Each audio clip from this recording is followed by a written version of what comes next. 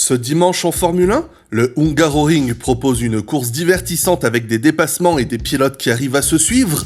Haas emmène enfin une amélioration sur sa voiture et une remontée incroyable de Verstappen et Hamilton, qui se conclut par un doublé de ces deux géants, est occulté par une connerie de Ferrari du jamais vu en Formule 1 depuis le Grand Prix de France 2022. En effet, alors que son excellent pilote de pointe avait pris la tête et s'envolait, la Scuderia a pris la surprenante décision de lui mettre des pneus durs qui s'étaient révélés inefficaces à cause des faibles températures, et à l'heure où j'écris ces lignes, toute l'actualité tourne autour des déclarations de Mattia Binotto expliquant que la stratégie était parfaite et que, oh mon Dieu, Alonso vient de signer chez Aston Martin.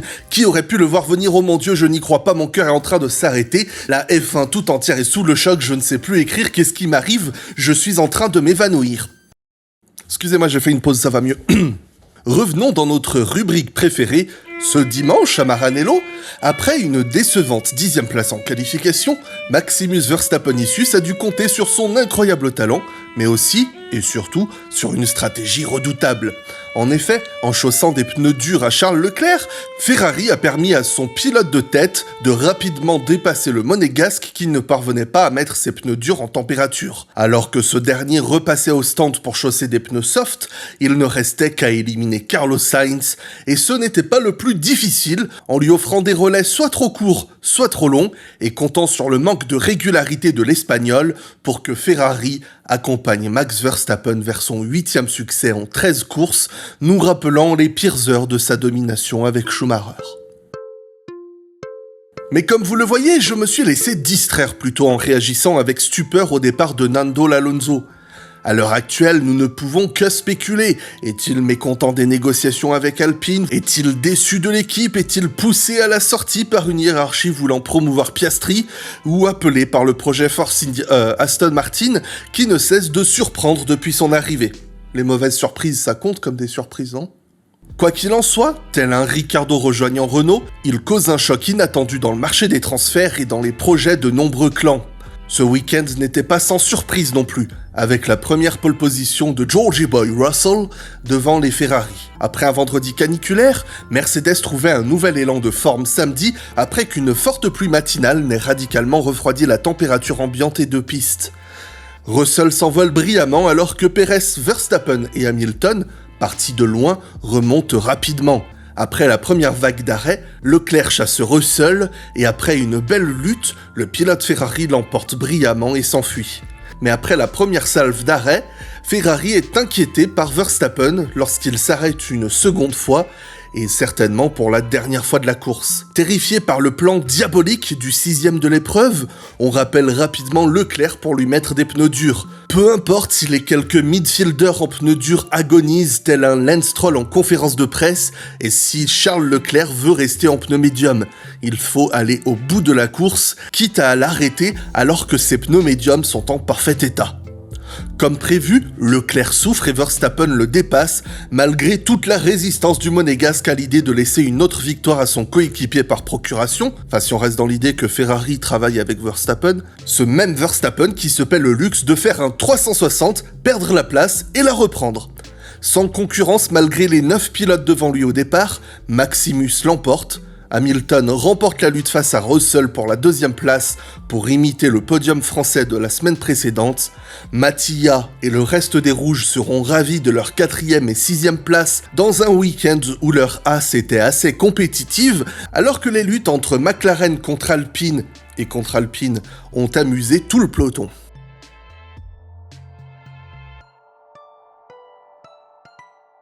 Ça semblait presque trop facile pour Verstappen et pour Hamilton aussi, mais comme on dit, n'est-ce pas la marque des plus grands que de banaliser l'excellence? Avant son problème moteur en Q3, Max a un petit peu ruiné ses chances de pole position lors de sa première tentative avec une sortie de trajectoire au virage 2. Il était malgré tout redoutable en Q1, Q2, il aurait pu être clairement là pour jouer le top 4 et même la pole. Au départ, il a été très sage, très patient dans les premiers tours pour éviter le chaos, et dès que la piste s'est un petit peu libérée, il a pu aller attaquer, montrer un excellent rythme et a pu bénéficier d'une superbe stratégie. En démarrant avec les pneus tendres, il a fait 2 autres arrêts pour chausser des médiums et faire 2 très longs relais, surtout le dernier, dont un petit tête-à-queue au passage. Je me permets de mentionner le tête-à-queue parce que, encore une fois, je suis en admiration face au contrôle que Max a sur sa monoplace. C'est pas juste un cas isolé, c'est pas juste un 360 un petit peu chanceux, loin de là. Je reste convaincu que dans le genre sauvetage, c'est un des meilleurs, enfin même le meilleur du plateau pour moi. Dès l'instant qu'il perd la voiture dans l'avant-dernier virage, là où peut-être certains auraient été contre-braqués ou sauté un petit peu sur les freins pour arrêter la voiture, lui, il a même pas cherché à la corriger.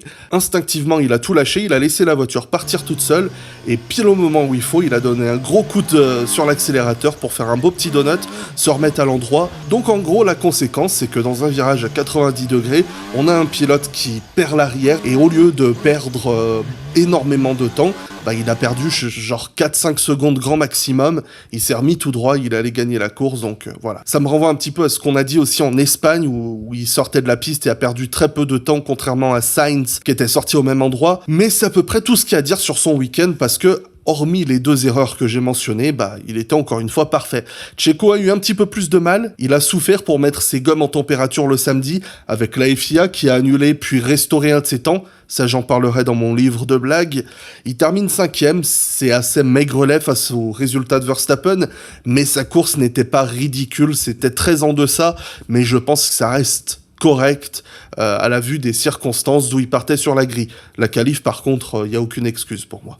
C'est assez amusant de voir que Hamilton a eu un week-end assez similaire à Verstappen, même si les Mercedes étaient très en difficulté le vendredi.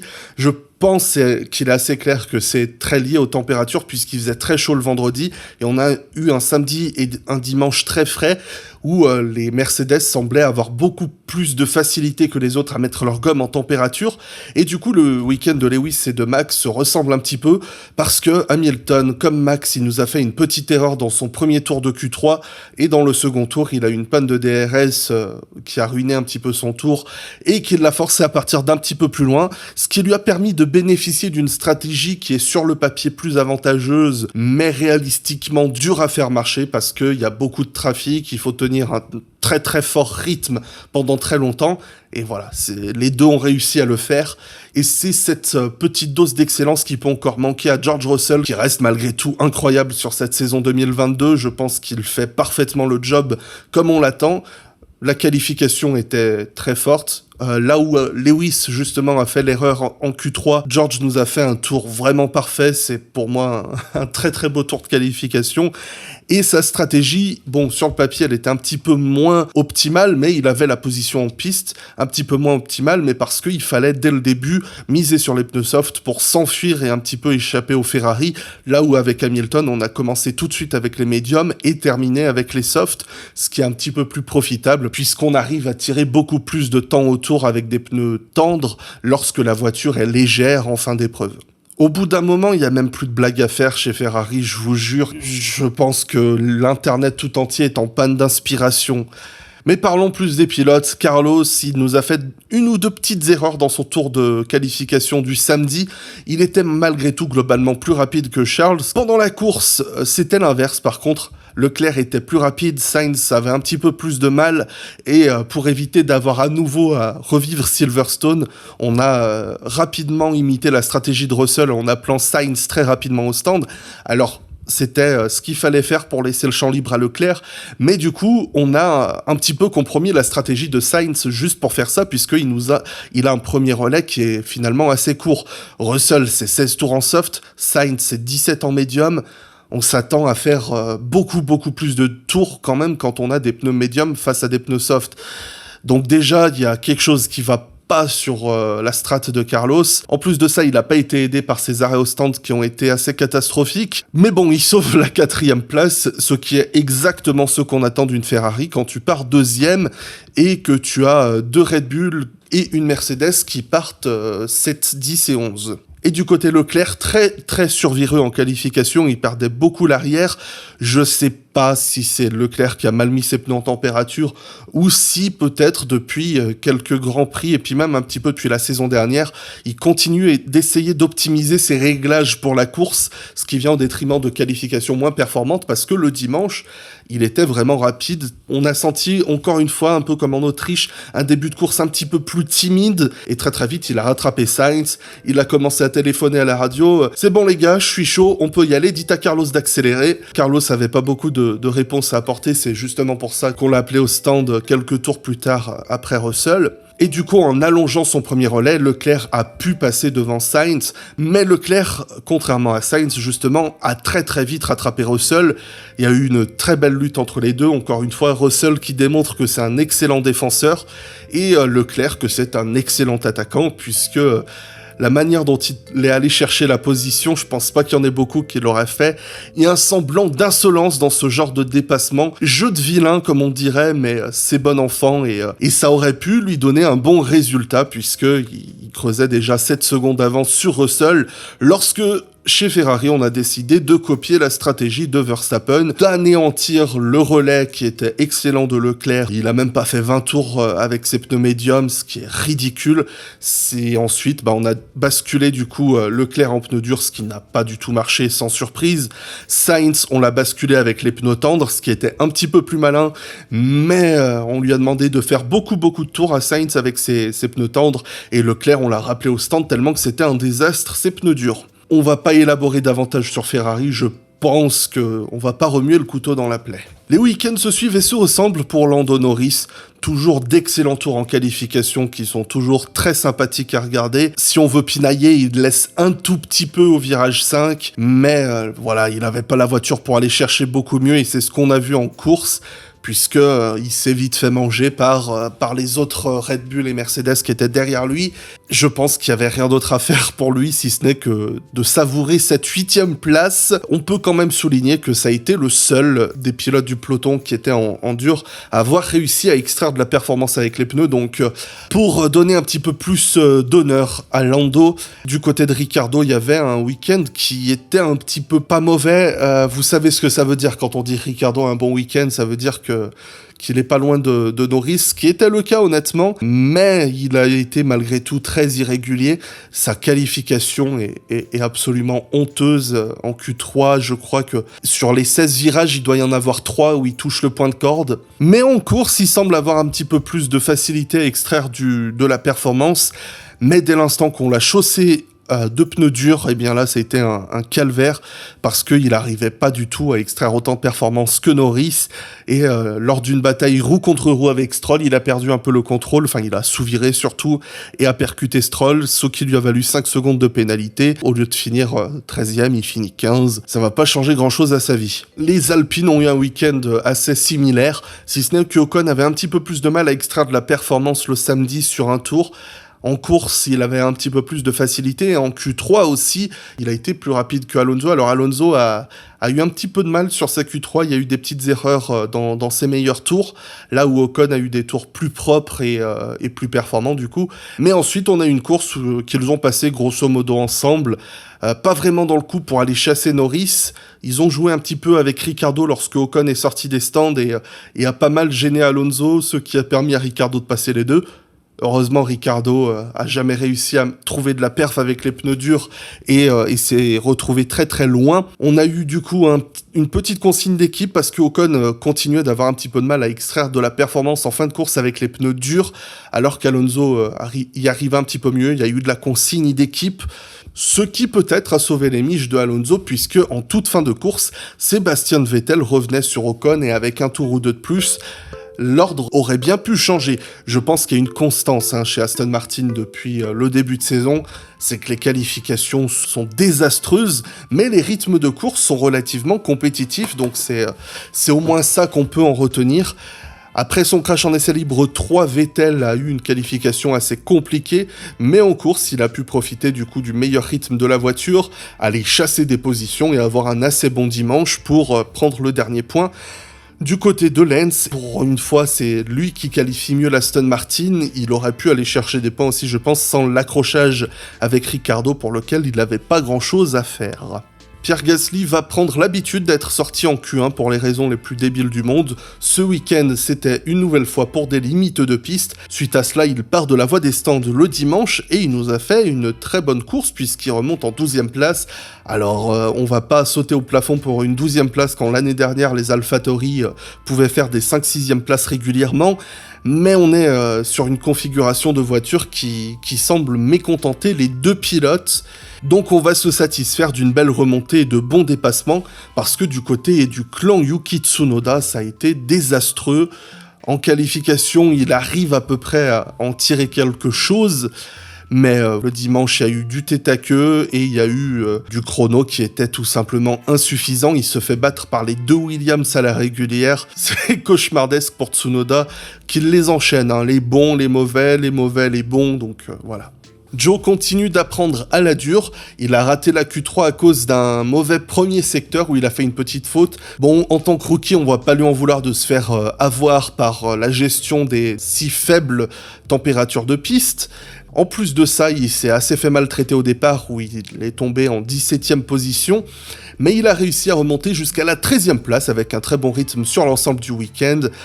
On va pas, je pense, trop lui taper dessus pour le coup, parce qu'il y avait du bon rythme, il a été pas très loin des temps autour de Bottas en général, et je n'oublie pas que ça reste un rookie. Pour parler justement de Bottas, eh bien il a eu une bonne qualification, un week-end où l'Alfa Romeo aurait peut-être allé pu gratter un petit point, même si le rythme était assez insuffisant, du moins de ce qu'on a vu des deux voitures le dimanche. Et en plus de ça, on a essayé de le coller sur une stratégie à un seul arrêt, ce qui était un désastre. Mais bon, la mécanique a décidé d'abréger ses souffrances en fin de course. Chez Haas, il y avait de l'amélioration, littéralement.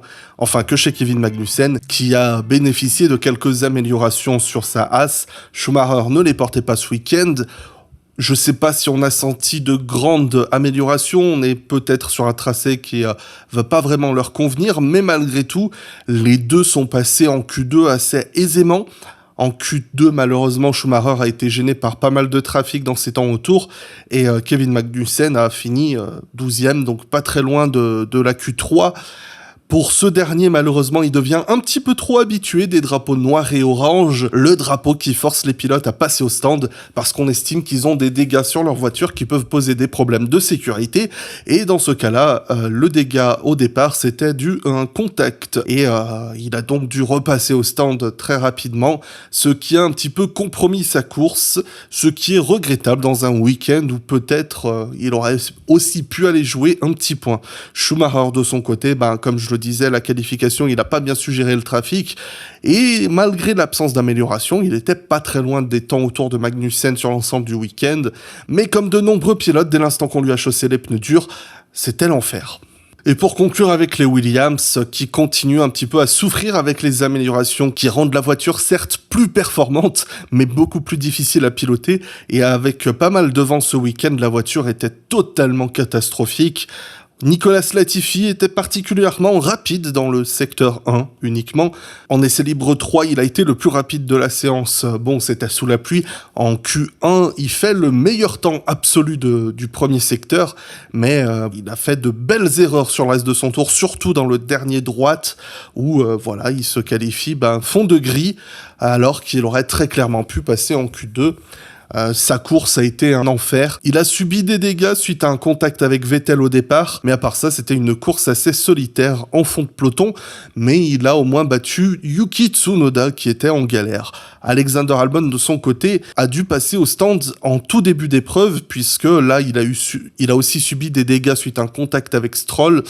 Mais on peut souligner que dans un week-end, dans un dimanche assez anonyme entre Williams, malgré cet arrêt supplémentaire, Alexander Albon a tout de même terminé devant son coéquipier. Et je pense avoir fait un tour assez global de ce week-end, de tous les points de discussion intéressants. Il y en aura d'autres à aborder parce que au moment où j'enregistre cette chronique, on parlera d'Alpine un autre jour si tu le veux bien. Je vais laisser vos cerveaux digérer le Grand Prix de Hongrie, profiter du break estival parce que je pense qu'on en a bien besoin. Encore une fois, on s'est tapé 13 courses en 4 mois, c'est beaucoup.